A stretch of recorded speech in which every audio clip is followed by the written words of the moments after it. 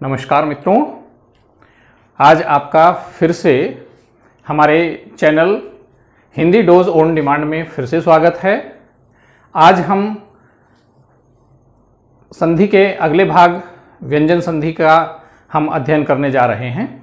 मैं इससे पहले आपको अपने चैनल का एक उद्देश्य बता देता हूं कि हमारे इस चैनल का उद्देश्य है कि आपको पढ़ते या पढ़ाते समय जो भी कहीं हिंदी या संस्कृत दोनों विषयों से संबंधित कहीं कोई दिक्कत आ रही है, कोई प्रॉब्लम अगर आती है, तो आप हमारे चैनल के कमेंट बॉक्स में जाएं, कमेंट करके अपना प्रश्न पूछें, अपनी समस्या हमारे सामने रखें। हम उसका समाधान निश्चित रूप से आपको उपलब्ध कराएंगे और आप बेल आइकन दबाकर हमारे नोटिफिकेशन को ऑन कर दें, जिससे समय रहते हमारा नया वीडियो आप तक पहुंचे और आप किसी वीडियो को देखने से वंचित ना रहें।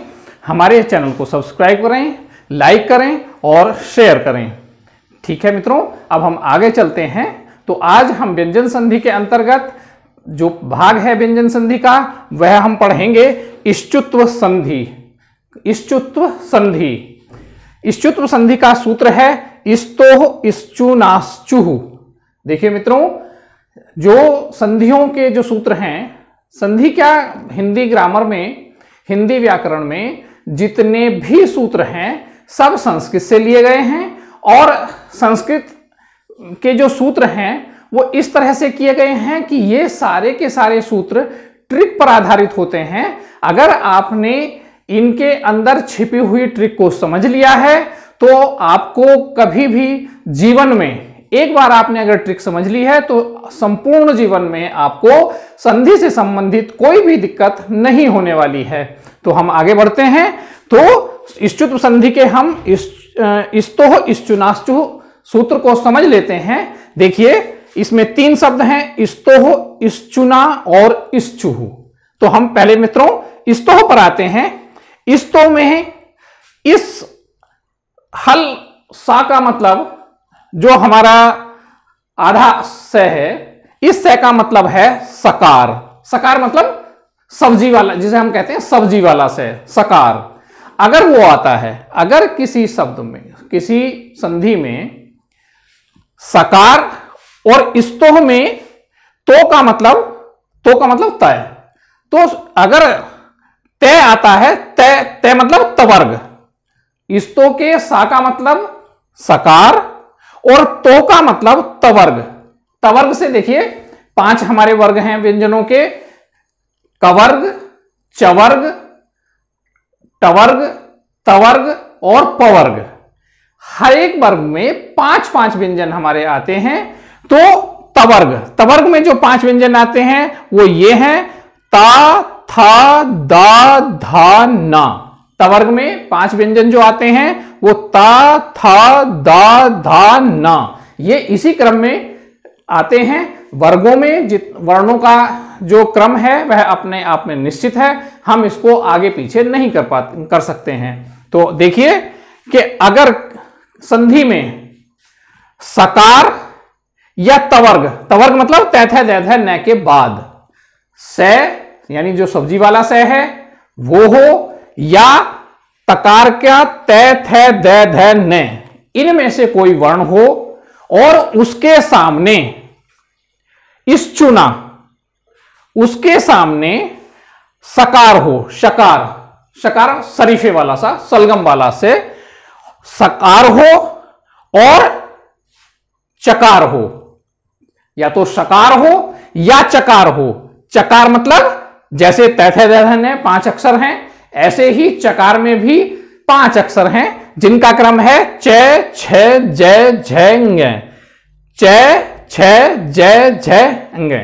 ये अगर सकार और तवर्ग के सामने अगर शकार और चकार का कोई वर्ण आता है तो क्या होता है, इस सकार को, इष्टु का मतलब है इस सकार को शकार हो जाता है और इस चा को, यानी इस चकार को, तवर्ग के जो अक्षर हैं वो चकार में परिवर्तित हो जाएंगे। वो उसी क्रम में परिवर्तित होंगे जिस क्रम में तवर्ग के व्यंजन हैं। यानी तै को च परिवर्तित होगा, था को छ परिवर्तित होगा, दा को ज परिवर्तित होगा, धा को झा परिवर्तित होगा और ना को ng जो परिवर्तित होगा। ऐसा नहीं होगा कि तै को ज हो जाएगा या तै को छ हो जाएगा, ऐसा कदापि नहीं होगा।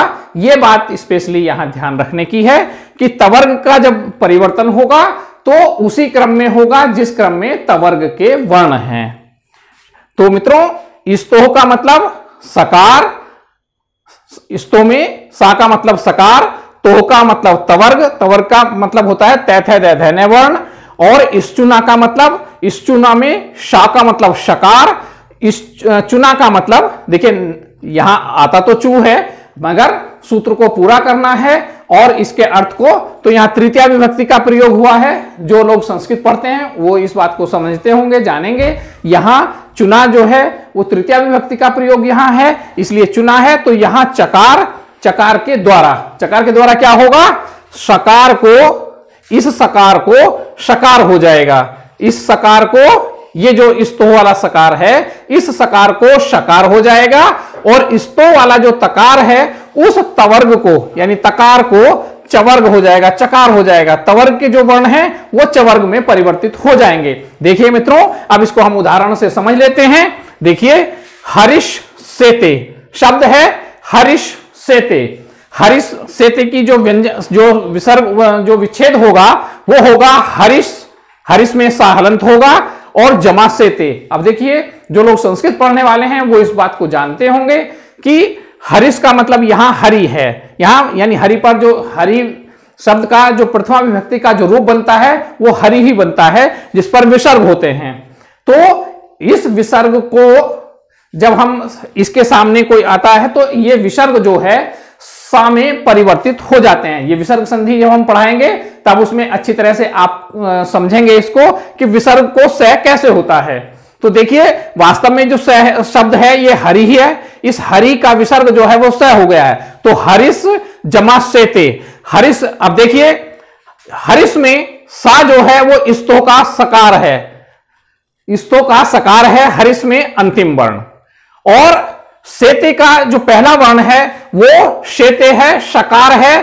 तो देखिए, हरिस का स है और लास्ट में स्तुना आना चाहिए। तो देखिए, लास्ट में स्तुना आ रहा है, स आ रहा है, शकार आ रहा है। तो सूत्र के अनुसार सकार को संधि होने पर सकार को हो जाएगा शकार। तो देखिए बच्चों, हम इसको, आप ऐसे देखें इसको, इस सकार, ये है हरिस, हरिस जमा सेते, ये हो गया।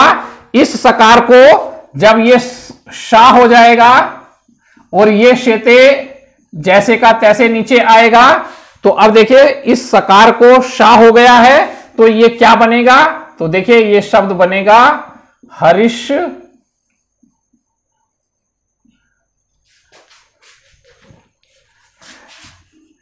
हरिश शेते। देखिए, हरिश के सकार को शकार हो गया है क्योंकि इसके सामने, इसके आगे शकार ही है। और हमारे इस सूत्र का अर्थ भी यही था, मतलब भी यही था। हरिश के सकार को, इस स्तो का सा यहां आ रहा है हरिश में, इस सकार को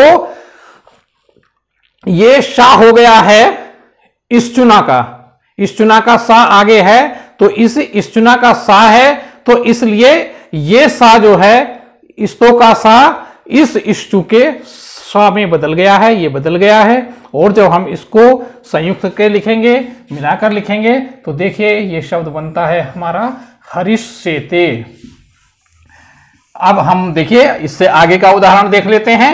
शब्द है रामस चिनोती। रामस चिनोती में भी वही बात है कि रामस जमा चिनोती, जैसे हरि जो है वो प्रथमा विभक्ति का एक वचन का रूप है, इसी तरह से राम जो है राम शब्द का प्रथमा विभक्ति का एक वचन का रूप है, इसीलिए इस विसर्ग को यहां स हुआ है। अब रामस जमा चिनोती जो हमारे पास संधि के लिए उपलब्ध है। अब देखिए रामस में स्तो का स आ रहा है और इसके आगे क्या आ रहा है, इस चुना का जो है वो च आ रहा है।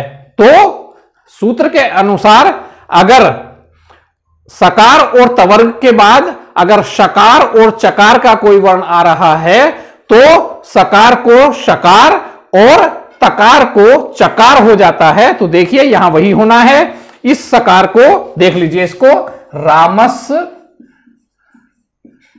जमा चिनोती। अब देखिए रामस जमा चिनोती, रामस में स जो है वो इस्तो का स है और इसके आगे इश्चुना का चकार है चिनोती में। अब इस स को इस सूत्र के अनुसार सकार को शकार होना है, तो इस सकार को हम शकार यहां कर लेते हैं। देखिए ये हो गया शकार और ये चिनोती हमारा नीचे आ जाएगा। ऐसे ही ये चिनोती ये आ गया है। तो अब जब हम इसको मिलाकर लिखेंगे तो देखिए ये शब्द बनेगा रामस चिनोती। देखिए ये शब्द बनेगा हमारा रामस चिनोती। देखिए ये शब्द बन गया है रामस चिनोती। अब देखिए हम एक और उदाहरण देखते हैं। अगला उदाहरण हम लेते हैं सच्चित। सच्चित, सच्चित में भी दो शब्द हैं, सत जमा चित। अब देखिए सत में तय आ रहा है जो इस्तो के अंतर्गत आता है, यानी तवर्ग। तो तवर्ग का तय आ रहा है। देखिए ये तवर्ग का तय प्रथम वर्ण है और इसके आगे क्या आ रहा है, इश्चुना का चकार आ रहा है चित में।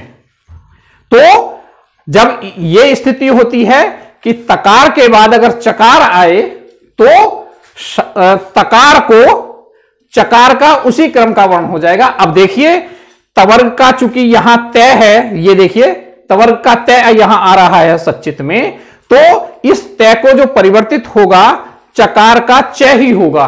क्योंकि तवर्ग का तय जो है वो पहला वर्ण है, तो चकार का भी पहला वर्ण च है, तो ये ता जो है वो चा में परिवर्तित होगा।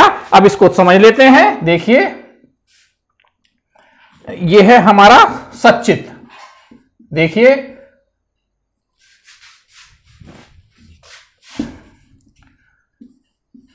सच्चित, देखिए ये सच्चित है। सच्चित को हम जब यहां संधि करेंगे तो सत जमा चित ये होता है सच्चित। अब देखिए सत में इस्तो का तकार है ये तवर्ग और इसके सामने इश्चुना का च आ रहा है, तो तकार को जो है वो चकार होना है। देखिए यहां पर तकार को चकार होना है, तो चकार में देखिए ये तय है तो इसका पहला क्रम अक्षर है ये तय, तो चवर्ग का भी पहला अक्षर ही होगा और पहला अक्षर है च। तो देखिए हम ता को चा कर लेते हैं, यानी तवर्ग को चकार कर लेते हैं, तवर्ग को चवर्ग कर लेते हैं और देखिए ये हो गया हमारा चित्त। अब अगर हम इसको मिलाकर लिखेंगे तो देखिए सत, ये सा पहले ही बचा है यहां, तो देखिए ये शब्द बन जाता है। जब हमने इस तय की जगह च आ गया हमारा, तो ये शब्द हो गया हमारा सच्चित। इसमें देखिए कोई ऐसी विशेष बात नहीं है, सिर्फ आपको सूत्र का ध्यान रखना है कि कब कहां क्या किसमें परिवर्तन होना है।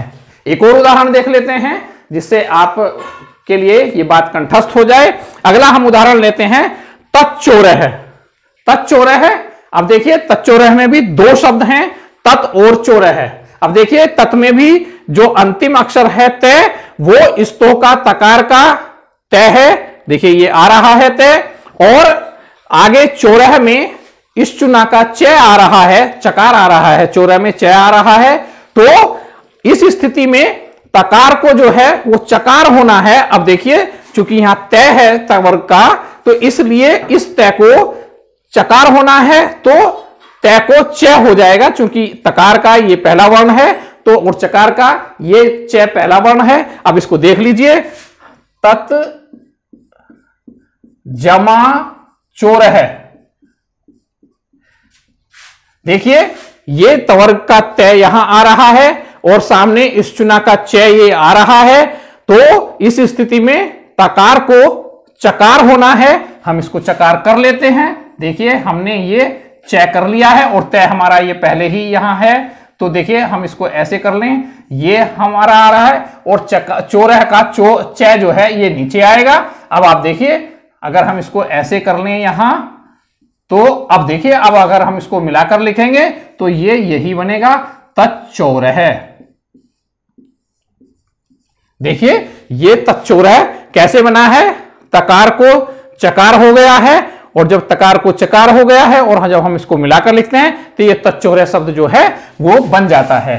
अब एक और उदाहरण हम लेते हैं। देखिए सज्जन है। सज्जन आपने बहुत मतलब पॉपुलर शब्द है, बहुत आम शब्द है, सब यूज करते हैं, सब प्रयोग करते हैं। तो सज्जन में भी दो शब्द हैं, सद जमा जन है। सद, सद कहते हैं सच्चा, ठीक है, तो सद जमा जन है। अब देखिए सद में तवर्ग का, इस्तो का तवर्ग का आ रहा है, दै जो है वो तवर्ग का तीसरा अक्षर है। देखिए दै जो है वो तवर्ग का तीसरा अक्षर है, तो सद, अब इसके आगे जो है वो चवर्ग का तीसरा अक्षर ही आ रहा है जय। देखिए जय है यहां पर, तो ये चवर्ग का अक्षर है जय। तो तवर्ग के बाद चवर्ग आ रहा है, तो इसको मिलने के बाद तवर्ग को चूंकि चवर्ग हो जाएगा। अब देखिए चूंकि दै है, ये दै तवर्ग का तीसरा वर्ण है, तो ये तीसरा वर्ण जो है वो चवर्ग के तीसरे वर्ण में ही बदलेगा, तो चवर्ग का तीसरा वर्ण भी जय है, तो ये वाला दै जो है वो जय में बदल जाएगा। अब देख लीजिए इसको, सद जमा जन है। अब देखिए सद जमा जन में दै है, तवर्ग का तीसरा अक्षर है, सामने ये आप देख रहे हैं ये जय आ रहा है, जय आ रहा है, यानी इस चुना का चवर्ग का जो है वो तीसरा अक्षर है जय। ये देखिए जय, तो इस स्थिति में तवर्ग को चवर्ग होना है। अब तवर्ग को चवर्ग कौन सा होना है, ये 1 2 3, दै जो है तवर्ग का तीसरा वर्ण है, तो इसको जब ये चवर्ग में बदलेगा तो चवर्ग का भी तीसरा ही वर्ण में परिवर्तित होगा। तो चवर्ग का तीसरा वर्ण है चय छ जय, चवर्ग का तीसरा वर्ण है जय। अब तवर्ग को हम चवर्ग कर लेते हैं, ये हो गया देखिए जय, और दै से हमारा इसमें पहले ही है, तो हमने सिर्फ यहां क्या किया है, तवर्ग को चवर्ग किया है, ये हो गया है, और जन है हमारा इसके आगे आ ही रहा है। देखिए ये हो गया। अब जब हम इसको मिलाकर लिखेंगे तो देखिए ये बन जाता है सज्जन है। बिल्कुल स्पष्ट है, कहीं कोई कंफ्यूजन नहीं है। तो हम अब देखिए एक और उदाहरण ले लेते हैं। अब अभी हमने ये दा का उदाहरण दिया, अब देखिए हम एक जय का उदाहरण और न का उदाहरण और ले लेते हैं। देखिए संस्कृत में शब्द है मघवंजय, यानी मघवा को जीतने वाला, मघवन को जीतने वाला, ठीक है। तो देखिए मघवंजया, मघवन की जय, तो मघवंजया में भी दो शब्द हैं, मघवन जमा जया। देखिए जया, मघवन जमा जया। अब देखिए मघवन में न आ रहा है, यानी तकार का अंतिम अक्षर है न। न जो है वो तवर्ग का अंतिम अक्षर है न, तो सूत्र के अनुसार अगर सकार या तवर्ग, तो देखिए तवर्ग है यहां, न जो है वो तवर्ग है, तो और इसके सामने अगर चवर्ग हो तो देखिए ये जय है, तो जय जो है वो चवर्ग का तीसरा वर्ण है, तो तय के सामने तवर्ग के सामने चवर्ग आ रहा है, तो तवर्ग का अक्षर जो है वो चवर्ग में परिवर्तित हो जाएगा। अब कैसे परिवर्तित होगा हम देखिए, ये यहां हम समझाते हैं आपको। ये है मघवन जमा जया। अब देखिए न जो है तवर्ग का पांचवा अक्षर है और इसके आगे चवर्ग का जय आ रहा है, तो चूंकि ये पांचवा अक्षर है, तो जब ये चवर्ग में बदलेगा तो चवर्ग के ही पांचवें अक्षर में बदलेगा, ठीक है। तो देखिए ये हम इसको तवर्ग को चवर्ग में बदलते हैं। तो पांचवा अक्षर है इसमें यांग। देखिए ये हमने कर लिया है, ये हो गया है। और इससे पहले का हम ये लिख लेते हैं, मघव जो है ये हमारा आता है। देखिए ये हो गया, देखिए यहां आ गया। और जय हमारे सामने आगे है ही संधि के लिए। तो देखिए अब जब हम इसको मिलाकर लिखेंगे तो ये शब्द बन जाएगा मघवन जयः, मघवन जयः। इस तरह से बच्चों ये हमारा जो इष्टुतु संधि है ये पूर्ण हो जाती है। निश्चित रूप से आपको समझ आ गई होगी। फिर भी अगर किसी तरह की कोई समस्या, कोई कंफ्यूजन आपको है, हमें हमारे चैनल के कमेंट बॉक्स में जाइए, कमेंट करके हमसे पूछिए, हम आपकी शंका का समाधान करेंगे। और केवल यही नहीं, आपकी कोई भी समस्या हिंदी या संस्कृत में अगर आपको पढ़ते या पढ़ाते समय है तो आप हमसे कमेंट बॉक्स में प्रश्न करके पूछ सकते हैं। हम निश्चित रूप से आपको आश्वस्त करते हैं कि हम आपकी समस्या का बिल्कुल 100% समाधान करेंगे। हमारा ये जो एपिसोड है अगर आपको पसंद आया तो लाइक कीजिएगा, सब्सक्राइब कीजिएगा और दूसरे लोगों को शेयर कीजिएगा। और यहां साथ में बेल आइकन दबाना मत भूलिएगा, जिससे हमारा नोटिफिकेशन आपको समय रहते आ सके और हमारे किसी वीडियो से आप वंचित न रहें। तो ठीक है मित्रों, अब हम फिर मिलेंगे अगले एपिसोड में। तब तक के लिए नमस्कार।